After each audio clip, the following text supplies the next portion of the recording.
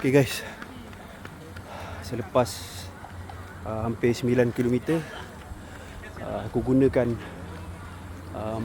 kasut X-Step 5.0 Pro. Overall aku puas hati. Overall ini kalau ikut kelas kasut yang macam dia, maksud aku yang bukan high class punya branded X-Step ni aku puas hati. Kaki tak sakit, serius kaki tak sakit. Yang aku cakap pasal midsole tu, yang dia serap hentak dengan dia bounce balik tu, memang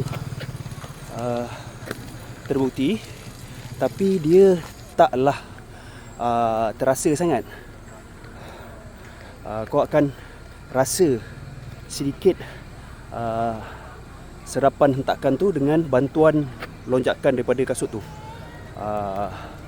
Itu pendapat jujur aku lah, review jujur aku. X-Step padu X-Step 5.0 Pro yang aku guna ni best.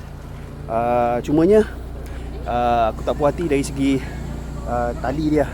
Tali dia tak best lah bagi aku. X-Step kena upgrade tali dia. Dan juga dia punya dinding kasut tu, kulit kasut tu best, sebab kaki kau akan berangin tau sepanjang kau berjalan. Kalau macam aku sekarang ni aku tengah test dekat Bukit Cerakah. So sepanjang larian aku tu, aku rasa angin sejuk masuk. So kaki kau tak berpeluh sangat lah. So okay guys, ini review bawah 10k larian aku puas hati. Next kita tengok bawah 15 kilo pula, atas 10 kilo. Okay guys, kalau korang nak, check kat beg kuning, sementara saiz masih ada. Okay guys.